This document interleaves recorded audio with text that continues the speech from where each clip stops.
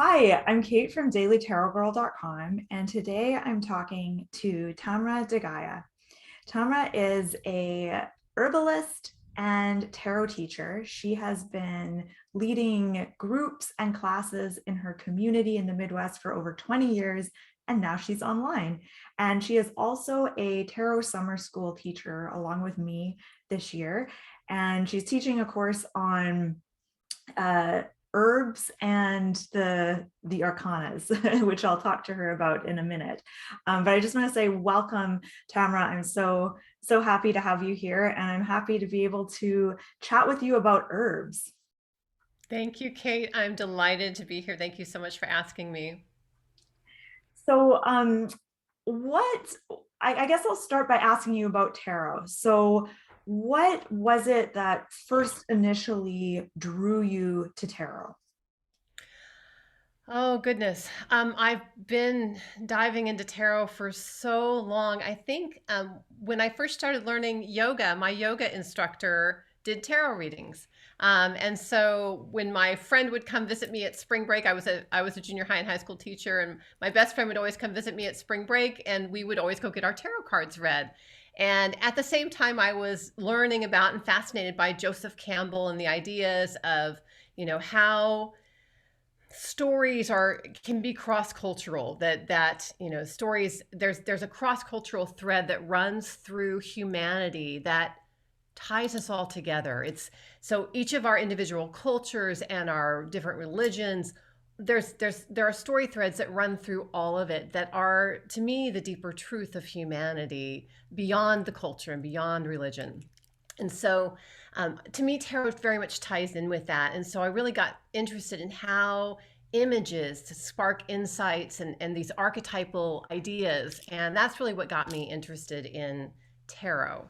As far as herbalism goes, I grew up gardening with my mom. My mom gardened with her mom, but they didn't do a lot with herbs. Both my mom and I got interested in herbs later in life. And it was really a passion that we ended up developing together. For me, it was I kind of got into it. She got into it through the health aspect. People come to herbs for different reasons. I kind of came into it through the witchy aspect. My spiritual path kind of took me into more of an animism path where I looked at, what did my ancestors used to do, and that really got me interested in herbs, and how I could use them in my own life, both for, enhancing, prayer and, spell work or whatever you want to call it, sending your intentions out to the universe, and for health and healing, especially when I had my children. So, how do you use herbs today? Like, has it changed since the way that you work with herbs, has it changed since you first discovered them? Oh, sure. Everything that we do evolves over time, right? And I've been doing this. My eldest biological son is 21 now. And so really, when he was an infant, I really started really wanting passionately to learn about herbs because, my spiritual path took me there and my motherhood both took me there. I think that it's such an important thing for all of us to reclaim, but especially as women, this idea that, herbs and divination are separate. They're really not. They're all part of a bigger picture that was deliberately persecuted and deliberately stolen from us, that wisdom. And so reclaiming that is really powerful. And so, beginning that path, I was very fascinated by learning how to use both of those, for healing and for magical and intentional practice. But yes, my use of herbs has definitely evolved over time because I've evolved as a person and as an herbalist. And I started it. I'm very analytical and I'm very creative. I kind of have both the left brain and the right brain going, and so I love delving into the spiritual side and the creative side of it, but I also love the research, and figuring out, where does modern science confirm what our ancestors believed about these herbs, and where does modern science diverge from what our ancestors believed. about 90% of the time, modern science actually confirms what our ancestors knew and practiced in herbalism. But there is that 10% that is really important to know about certain herbs that I see other people using a lot of times online, and even teaching about, that I'm like, no, that's really not a good idea. And so I've learned, I continue to learn. I'm a perpetual student, as I think we all need to have that continual learning mind. Once you think you know it all, you're in trouble. The Right. thing about both tarot and herbalism is, the more that you learn, the more you realize you don't know. What are some herbs that are herbs that should definitely be used with caution that you find a lot of people don't know that? Like you said, you come across stuff online and you're like, no, don't use that herb. Like, what are some of those herbs? So there's two that really come to mind. One is comfrey. A lot of people love to use the herb comfrey in healing salves. I always comfrey is not an herb I use actually at all, except for to feed my garden. I grow it. I love it. It's beautiful. But this is one where modern science has shown us that it actually has a constituent in it that can harm the liver. And that constituent is not only does it harm you when you ingest it, it also can harm you actually and be absorbed through the skin. So I don't use it at all. The thing is with comfrey, and a lot of people who consider themselves herbalists are going to be, disagreeing with me on this. This comfrey is a really contentious herb in herbalism. There's a lot of disagreement about this, but it's my personal belief that there is enough scientific evidence to warrant caution. I always err on the side of caution. And the thing about comfrey is that the constituent in comfrey that is credited to give it its fast cell healing properties. People love comfrey because it knits things together. It really does heal wounds very quickly. However, another caution about comfrey is that if there's any debris in the wound, or if the wound has any infection whatsoever, comfrey will heal from the outside in, so it will seal in infection and debris and cause more problems than it's worth. But the constituent that is considered to be the cellular regenerative part of comfrey that makes it heal it so fast, is also found in one of my favorite herbs, and that is plantain. Not plantain like the banana fruit. This is plantain. It's a green leaf plant that most people in North America have in their yards. I have a ton of plantain in my garden. Yeah. It's all over. I've made tinctures out of it before, and I Oh, know good for you. yeah. That's fabulous. Yes. So plantain the constituent is called allantoin. And so that's the constituent that is credited for comfrey's healing properties. But plantain has it too without any of the issues. So why not use plantain instead of comfrey? So that's what I do. And the other one is mullein. So most of us who live in North America are familiar with it looks like a tall candlestick plant with yellow flowers at the top in its second year of growth. And we love mullein. Mulleine's a fantastic herb, but it has a constituent in it called rotenone that is not good to ingest, and it's not great to inhale. So when you're using mullein, you don't want to use the tincture of mullein internally. Externally is fine, but you don't want to use the tincture internally. Internally, you just want to use it as an infusion. And a lot of people use mullein in smoking blends because it was a traditional smoking herb. It's not that great because rotenone is something that you can inhale. And why people use it for like asthma attacks, and it actually, a small amount for a short period of time may work good in asthma attacks because rotenone is a paralytic and it can stop the lungs from spasming for a short period of time, but it's not something you want to breathe a lot of or a lot directly. So those are two herbs that I often try to help people learn more about, because those are two things I think are often misused. Nice. I think I have a tea that has comfrey in it somewhere in my cupboard. So I haven't had it in a long time, but I'm like, that it sounds kind of familiar.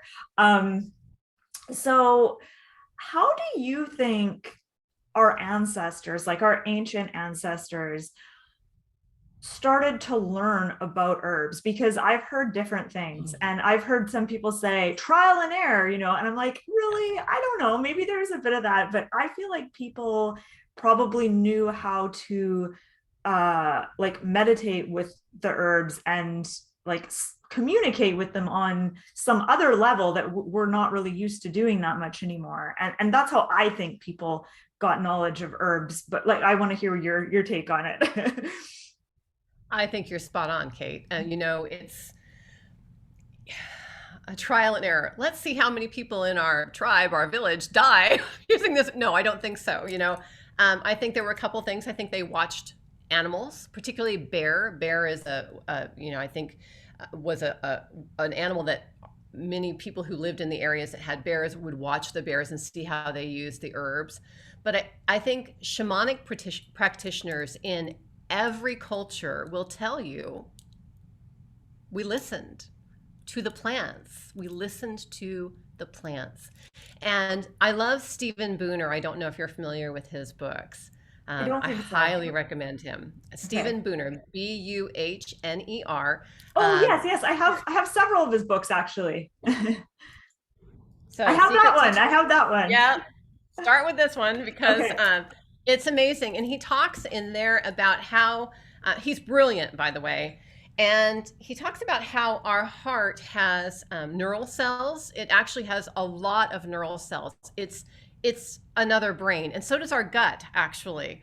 And so this is actually related to tarot too. When I teach tarot, I always tell people, pause. You need to stop, and we can't shut off our minds completely, and we don't want to, because we need to use what we know, but we want to try to minimize the mind chatter, and we want to open our hearts and open our gut space, and that's where we want to receive the messages from tarot and from the plants. Now, we're out of practice as modern human beings in this practice, and we're so busy and we have so much input. We don't take the time, but we have the same receptors our ancestors did. And our heart works not only as a brain, but it's very interesting. There is some really good research about how your heart not only it sends out a field like radio waves, and it's a receiver.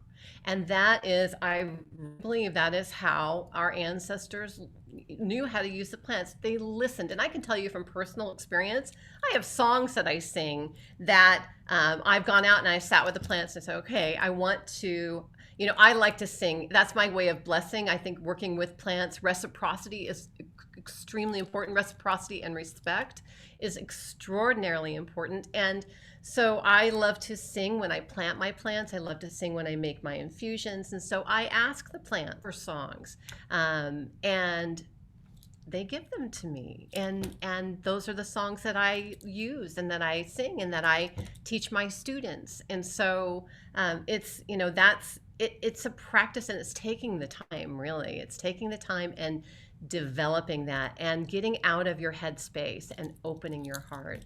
So. That's what I teach in my tarot courses as well, is getting out of the head and into the heart, because it's almost like you're entering a whole nother dimension when you're in your heart and you see things and become aware of things and get insights that you just wouldn't when you're up in your head. And we spend so much time being in our heads, because I think this whole world and this whole society is designed in a way to keep us in our head. And I'm not saying it's a huge conspiracy, but I think that we've created our society from that level of mind, not from that level of heart. And so in order to, I think, interact with the society, we tend to be more head centered than heart centered in general. And I've noticed so years ago, when I first kind of discovered intuition and things like that, I all of a sudden just had this urge to sit with my various house plants and just meditate with them. And I would hold them, because they were all in little pots, and I would sit with one plant at a time and I would hold it, and I would get into my heart and just be with this plant. And I would say, just, talk to me. And it was amazing, like what each house plant would say to me, and I would ask them questions like, why are you here? What is your purpose? And each plant had like a very different personality and a different purpose and mission. And I thought it was just so fascinating. That's wonderful. I love that. Yes, absolutely. So how do you, for those watching who maybe have a lot of different weeds and herbs and plants in their backyard and want to learn how to get to know those plants better, what do you suggest they do? Oh, goodness. Ideally, you find somebody in your area who knows what they're doing and you go on a weed walk. Here in my local area, I call them my wild and wonderful weed walks, where you meet, greet, and eat the wild and wonderful herbs, which many people call weeds. So because you really do want to learn how to identify them. And I always tell people when I'm doing my weed walks that a lot of times people will think, well, how am I going to remember this plant? But, we are hardwired as human beings. You know how you might see a picture of someone and you may not recognize them from a picture, but once you meet them in person, you will always recognize them again, right? The Mhm. same is true with the plants. You can look at 1,000 pictures of a plant, but until you meet it in person, you're not going to really feel that connection to recognize it again. Once you meet it in person, you touch it, you feel it, you taste it if it's edible, you'll never forget it. You'll never forget it again. And once you use that plant, and I hate to use the word use, I really try to instead use the word partner with or work with, because our language our language really removes us from our relationship with the natural world, and it really is very frustrating. If any, have you read Robin Wall Kimmerer's book Braiding Sweetgrass? No. That's a book I really recommend. She is Potawatomi Nation, Native American, and she's a scientist, and her book is amazing. She's got some really wonderful stuff online too. And she talks about her Potawatomi language and how different it is from English, and how our language really shapes our view of the world. And I think that's so fascinating, because you would never, what she says, you would never call your grandmother an it, right? And yet we call, what else, what other word do we have for plant, right? It's an it. You wouldn't call it. And so, but in most Native American and in most indigenous languages, it's grandmother moon, brother wind, sister nettles. It is the language itself recognizes the connection. And I think that just makes for a deeper connection. And I'm sorry, I lost track of the original question. Oh, it was I got off on a tangent. no, you totally answered it. So I was like, if people want to get to know their plants and herbs in Oh, the yes. garden better. Yeah. Yes. And start thinking of them as your green friends, instead of just those green things growing out there that I need to spray and get out of my, perfect lawn. I'm a I detest lawns. I do. Green lawns, I don't know I do know who decided to create that. It was somebody who thought these little cookie cutter, Stepford wives neighborhoods were a good thing. And they're not. They're not good for anybody. They're not good for anything. They're not good for the children. They're not good for the pets. They're not good for the pollinators. And they're not good for us. So let the violets, let the dandelions, let the plantain, let the yarrow, let all the wild things grow in your yard, so the bees have a place to stop and eat, and the butterflies have a place to cocoon. And it's just so important. I live on 10 acres, and we have been horrified at the decrease in insect and wildlife that we've seen just in the last 10 years. It's really quite distressing. Yeah, yeah. So I have a lawn which I don't put any chemicals or anything like that on it, but we mow it regularly. But this spring we thought, why don't we just let it grow and see what happens? And so we had these gorgeous like patches of clover all throughout our lawn. And the bees did love it. We'd be sitting out there and it was like a total like bee show. There's just like all these bees, like the whole lawn was just vibrating and moving with bees, and it was so beautiful. And as the grass got taller, my cat just like loved going out there and like weaving in the grass. And then it got to the point where all the clover died and we're like, okay, let's let's mow it. So then we mowed it. But yeah, we hadn't ever done that, and it was so much more magical than having like a perfectly mowed lawn. Well, and even if you have to keep your front yard mowed for your neighborhood, which I understand that, there's no reason that you have to spray. Why not let the clover bloom and the dandelion bloom, down low? They will. I mean, they'll still bloom down low. And then in the backyard, keep like even just a 3 foot long, just a 3 foot wide stretch that's never mowed. So it's like a pollinator pathway. If everybody did that, just 3 feet in your backyard of, all the way across, then we would be supporting the wildlife so much more. And it doesn't take that much. It's Yeah. easy to do. It's just a matter of people learning about it. And I always tell people, no matter what class you take from me, I hope that you will leave as an ambassador of the dandelion.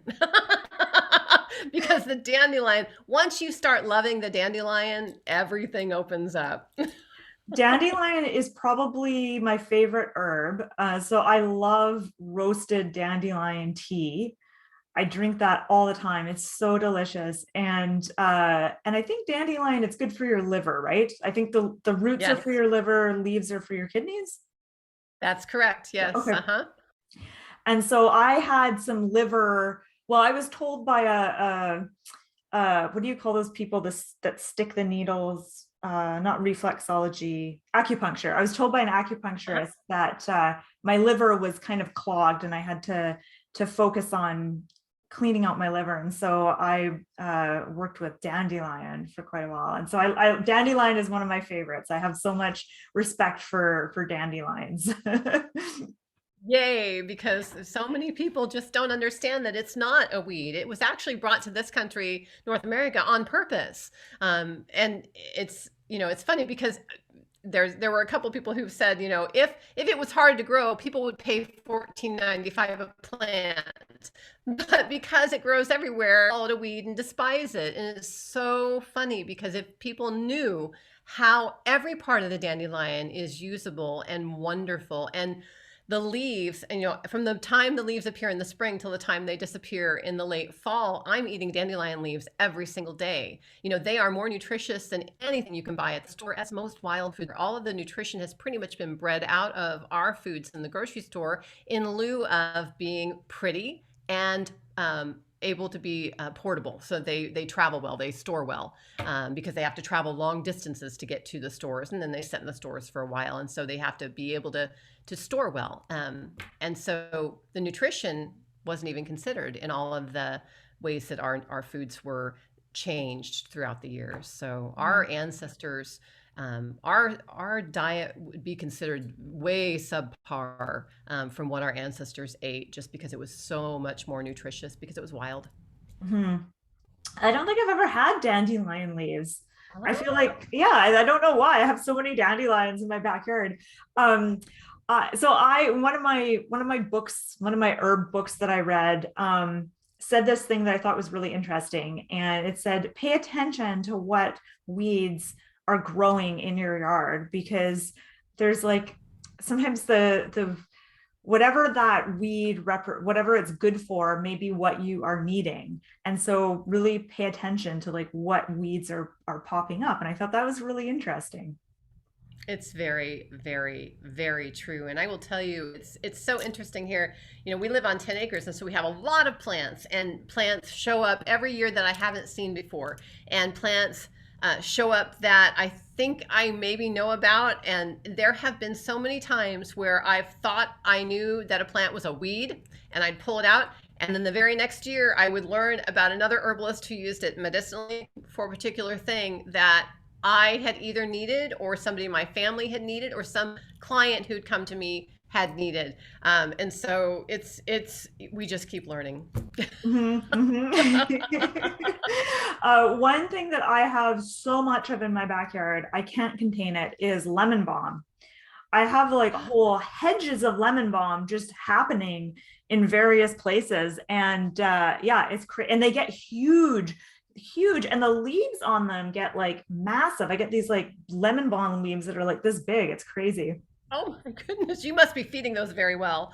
I'm not doing any, I'm not even watering them. Like I'm not even taking care of them, and they're Oh just my like goodness. thriving. It's so weird. Well, that's one of the reasons why I love herbs, because they're easy to grow and they're easy to take care of. And lemon balm is, it's funny because we have a little brick and mortar shop in the Midwest. And when people come in the summertime, pre-COVID, we would always give tea, the tea that we would serve when they would come in would be fresh lemon balm and spearmint tea out of the garden.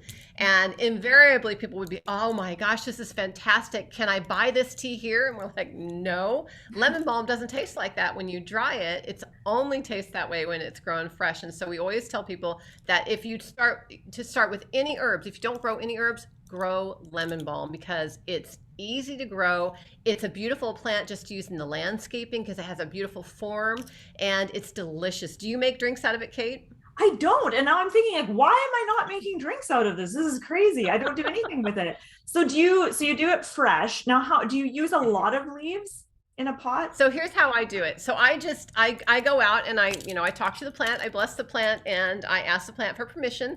And then if I give permission, as long you want to gather this before it blooms. Once the plant blooms, it doesn't taste as good anymore. So with lemon balm and with most plants, it takes a little while in the spring. Our spring was very wet and cool, and so the lemon balm doesn't start really tasting. And then it's great until it starts to flower. So we keep cutting ours back, preventing it from flowering. So and because we use it every single day. We've had lemon balm and spearmint drinks in our household all throughout the summer for so many years because I had children at home during the summertime. And you know what about lemon balm? It is calming. It's a calming herb, and it's yummy, and the kids like it. So I would serve lemon balm and spearmint tea all throughout the summer, and I've got a picture of it at home right now on the counter with ice in it, and everybody drinks it. And so it's the way that you do it is you take your lemon balm, and it's really more of an art than a science. I use a canning jar. Canning jars are herbalist friend. And I just tear it up, and while I bless it, I have a little song that I sing, and I put it in the jar, and then I use a little bit of our favorite spearmint is Kentucky kernel spearmint. But if you grow spearmint, you want to make sure you're either growing it in a pot or in a place where you don't mind if it just takes over, because it will take over. Mm-hmm. And I wouldn't plant mints next to each other. They will commingle and you won't have a very good tasting mint. So I like to tell people just pick one, and Kentucky kernel spearmint is really a fantastic one. And so you just decide what ratio you want for your flavor and tear it up. I kind of fill the jar up with it, and then you can use cool water overnight. That's ideal because of the essential oils that are in those plants. But I'm a little more impatient than that. So I use hot but not anywhere near boiling water, and I pour that over the top. I put a metal canning lid tightly on, and then I just let it sit on the counter for an hour or two, and then I strain it out, and that's my concentrate. And then you can just dilute it down as far as you want to. And I just usually put a whole bunch of ice in a pitcher, fill the pitcher most of the way up. You leave about a little bit at the top for the tea, the concentrate, pour that in, stir it up, and there you go. And then just store the rest in the refrigerator until you got it gone. Or all herbal preparations that are water-based, you've got 2 days. And then after that, you just feed it to your garden. Nice. Okay, I'm gonna try that today. Awesome. Yeah, definitely. If you've got it growing out there, you need to use it. I always feel bad every year. I'm like, there's so many herbs and things out here, and I'm not doing anything with them. And every year I'll very grow rewarding. And every year I grow like spearmint and thyme and all these herbs, and like I just kind of like forget that they're out there, and I definitely use thyme in like cooking and stuff like that. But there's so many herbs that I don't really know what to do with, and I just kind of forget that they're there. Well, that's where the benefit of taking a course Yes. is, really, that's one of the things that we really encourage with our students is, find ways to incorporate, and each month find a different way to incorporate it into your life. And once you start doing that, then it just becomes second nature.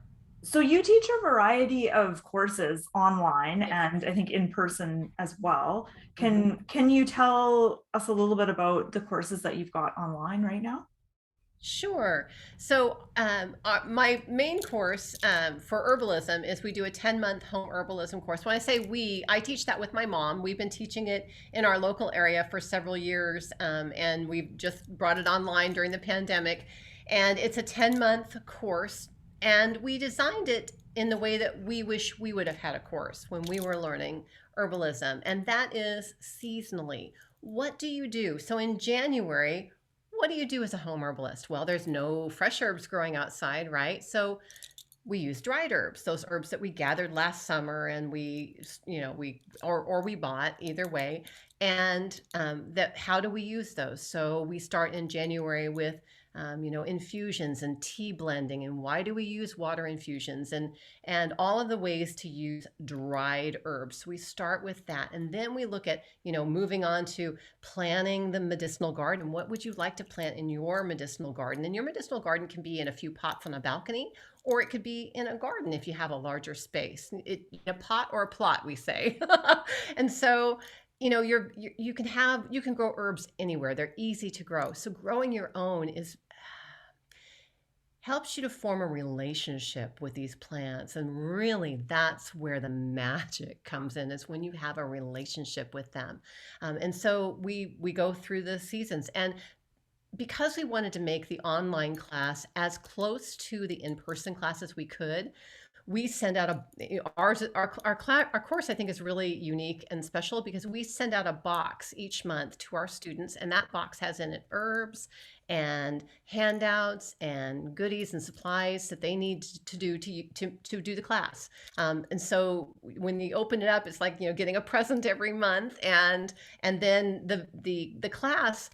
I've had people who are retaking the class who took it in person who say, there's of course there's wonderful things about taking a class in person, but we would try to teach that class, 4 hours at a 4 hour block on one Saturday a month, January through October. And people would leave after that 4 hours going, Yeah. how am I going to remember all of this?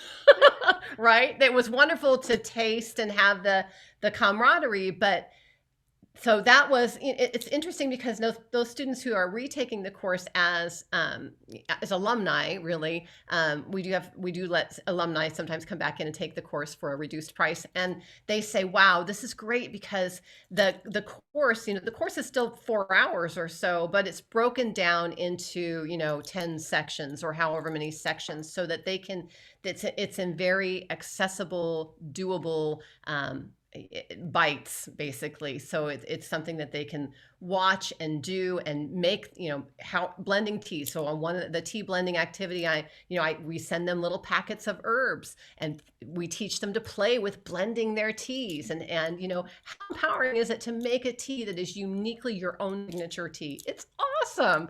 Yeah. And so we just walk through the wheel of the year doing all of those things, making tinctures and gathering plants and making salves and lip balm and all the good stuff. So Yeah. it's wonderful. That's the main course. I also teach, I haven't gotten these online yet, but I will be getting them online soon. And one of my signature courses here in my local area has been my natural skincare course, where I teach people how to make their own skincare and why it's so very important. So I'm working on getting that class online right now.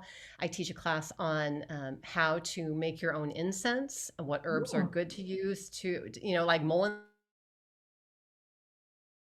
are good to use as a smoke in your home. That's the original air freshener was botanical incense. Unfortunately, a lot of people think they don't like incense because they're buying those cheap joss sticks at the store, which are simply sawdust held together with a binder and then dipped in synthetic fragrance oils. There's nothing worse for you to breathe except for maybe cigarette smoke. And so, botanicals, when you burn actual botanicals, that experience is completely different. And so I've got a lot of different courses like that I teach. And then I teach my tarot course. I have a Learn the Tarot course. And then I have a tarot club membership where, at my local community here, I ran a monthly tea and tarot group. and we met once a month, and we had a blast. And so they were all right as the pandemic hit. They went, we can't stop meeting. We have to meet online. And so we ended make it what it is now. They all had a lot of input into what they wanted and how we could make it, so that we can pair up and read for each other and practice that intuitive reading, which is really what we do in the group. And so that's been a lot of fun with my Tarot Explorers Club. So I just love trying to, your attitude to both tarot and herbs. Like you have a playful attitude of just like having fun and playing with this stuff and experimenting. And I think that's the secret to not only learning about things but getting good at things, is to like play and have fun with it. absolutely So tell me a bit dive about in. tell me a bit about your tarot summer school course, because you blend So what you know about Tarot Summer herbs. School is taking these two passions and putting them together. Where's the intersection? We think of herbalism as alternative healing, and we think of tarot as divination, a way to get answers that we possess. But both together create something beyond what either of them can really achieve alone. The whole is greater than the sum of its parts. Plants have both medicine and magic. And so where plant medicine and magic and divination, specifically with tarot, intersect is really where the magic happens, and learning how one can actually enhance the other, and so that they both can make one another stronger. So in this class with that I'm doing for Tarot Summer School Academy, we're learning how to work with herbs for divination and how to use divination for herbs. So we're learning how to enhance our intuition and make our divination practices more insightful and more accurate. And we're learning where these two seemingly unrelated realms intersect. And actually, they are inseparable in my life, in my book. We weave together the energies of the tarot and the energies of the healing plants. And in that way, we discover an alchemy and a synergy of really enhanced divination and enhanced magic and so much more. So I that's what love we're it. doing. That's beautiful. I haven't done your course yet. I know it came out this week, so it's available now, and I haven't checked it out Yes. yet, but I look forward to checking it out. And I'll put the link to your class and your website and everything below this video, so people who want to learn more can check it out. Um, Thank you. yeah. A question popped into my mind when you were talking, and now I've forgotten what that question is. So let me just see if I wrote it down earlier. Oh, yeah. Okay. So I read on your website that when I was kind of snooping around your website, you said that part of your mission was helping people connect with their inner wisdom and helping people also connect with the earth. And I know we touched on this a little bit already about how a lot of us are so disconnected from those things a lot of the time. What do you think are the main things that keep people feeling disconnected from their inner wisdom and from the earth? Oh, in our modern society, there are so many things that keep us because we've got this whole busy, busy, busy thing going on, right? And input, input, input, input, constant. We are overwhelmed with the amount of information that we must be processing or, um, you know, deciding what to pay attention to. We are either filtering or we're processing what we're allowing in. And both of those take, I think, far more energy than we realize. The way that we've evolved as human beings, we're not physically, we're not any different than our ancestors from thousands of years ago. And we were not designed to have this much input. you Yeah, know, yeah, and I think it is to the detriment of everything. It's to the detriment of our spirituality, of our intellectual ability, of our creative output, because we don't have the time or the bandwidth to stop and listen. To me, listening is the most important, and not listening to the noise.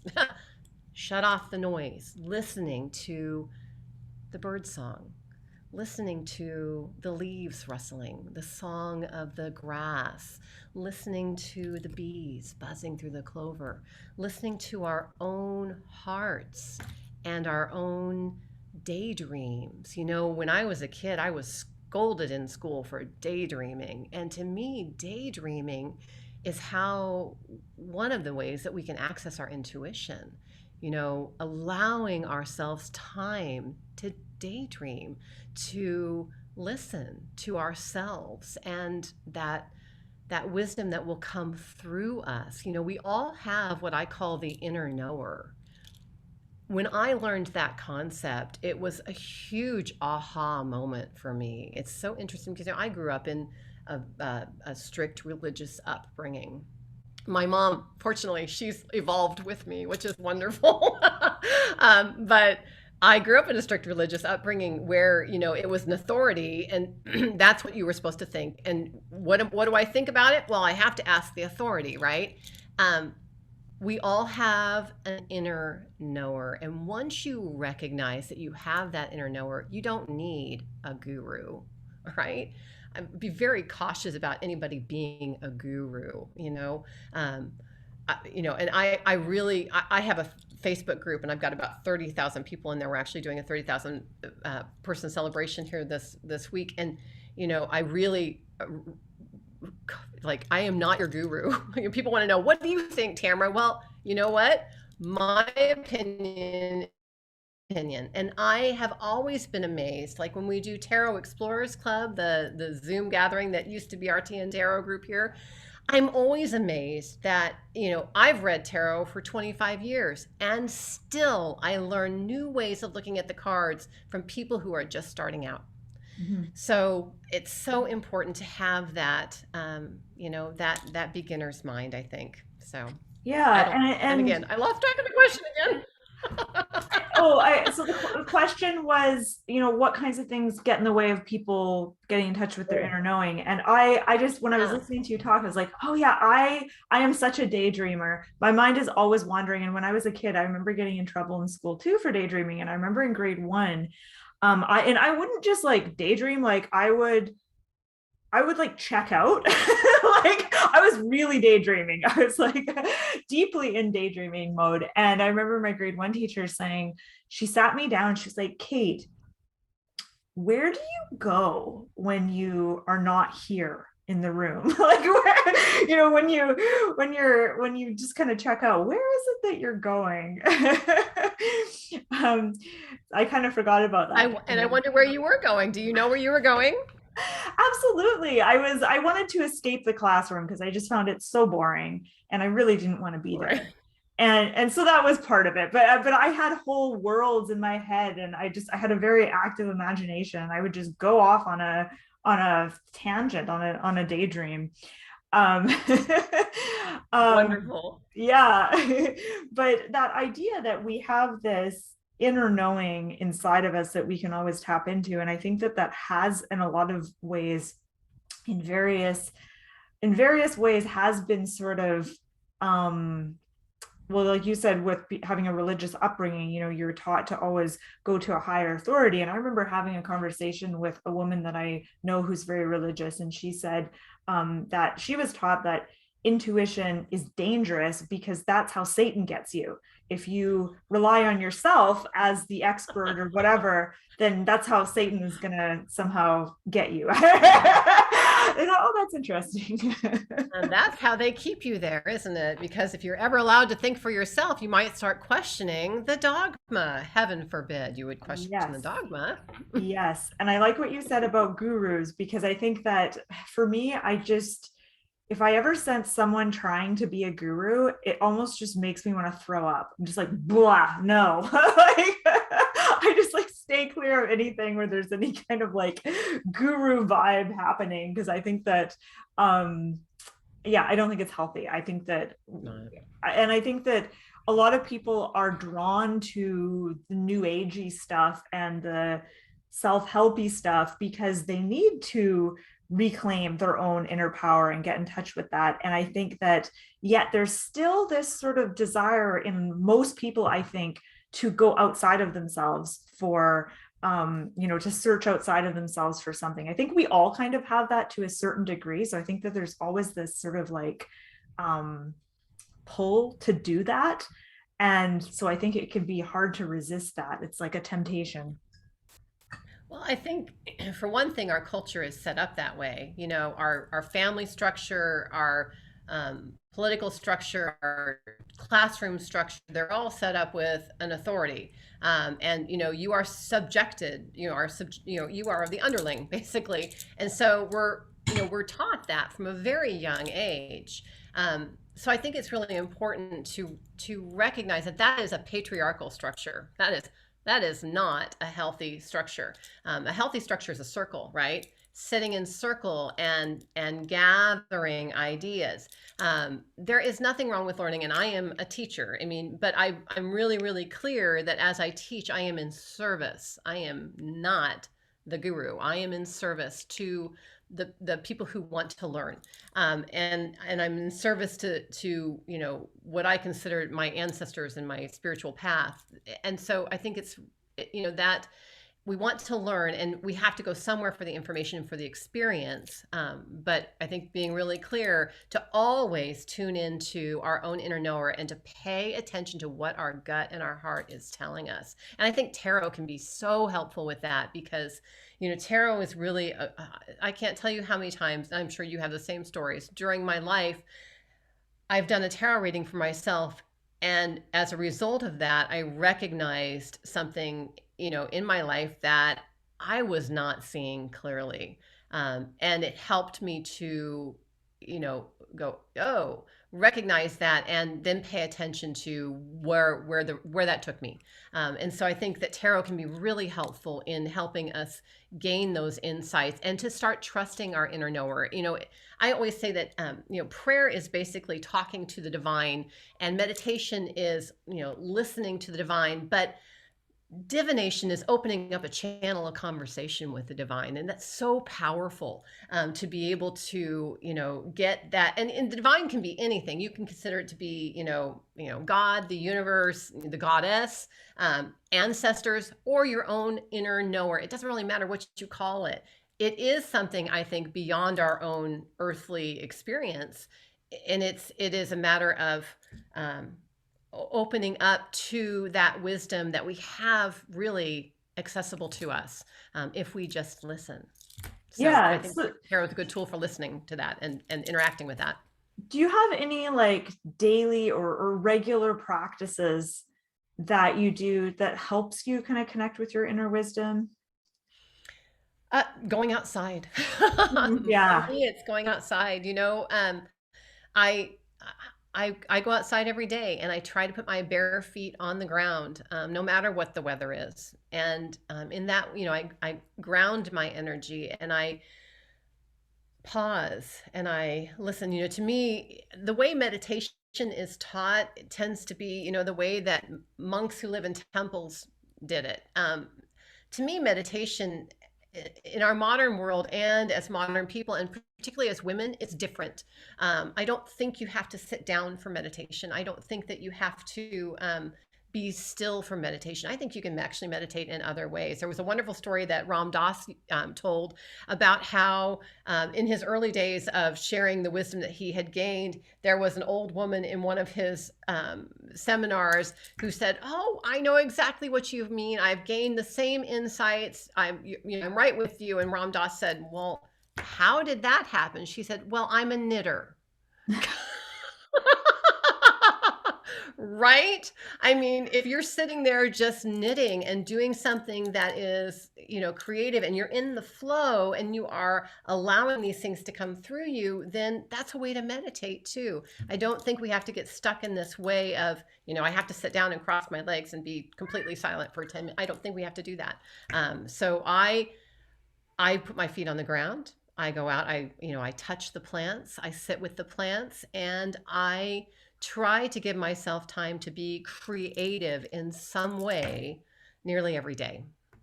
So. Nice. I like that. I'm just a little distracted. My cat has come into the room and she's she's walking around and I'm worried she's gonna jump up on the table because she I think what's interesting, she almost never comes to say hi during interviews. So maybe she likes the Aw. sound of your voice. I love kitties. I've got two of my own. Oh, nice. Oh. I find too, like movement can be very meditative. Like you said, knitting. I find swimming can like doing laps, Yeah. like just that repetitive motion. I know like running can be meditative for some people, walking definitely. But I find something about swimming that is so meditative. That makes total sense. Yeah. And I There's think the key is just not to have input while you're doing it, to allow yourself the silence of listening. Yes, I think that's probably why swimming works for me, whereas running doesn't, because I always have headphones in when I'm running. I'm always like listening to music or something, but swimming I can't. Right. So I'm just, yeah, it's quiet. Yeah. So where can people find you if they want to learn more about you? So they can find me at Tamara, Tamara, DeGaea, DeGaea.com. So TamaraDeGaea.com. Everything I do is there. So on the main page, I have a little video that talks about how the portals that I have available are all intertwined for me. And then below that video, there are three portals. The first one is herbalism, basically. I call that naturally luminous living. So I actually have another website for that, but it all is linked together, naturallyluminousLiving.com. And then tarottogether.com, which is my tarot site. So everything's available through tamaradegaea.com. And then the third one, I haven't had a chance to really expand that yet, but I'm very passionate about the divine feminine and empowering women in particular, and sisterhood, and this idea of I run our local women's red tent circle here where I'm at in the Midwest, and I've run women's circles for 20 some years, and I am really passionate about that. And so that's another portal or realm that I'm hoping to expand online here at some point. But right now, these two other things are really filling my days. So You're a real Renaissance woman. yeah. So, do you have a favorite tarot deck or a go-to tarot deck?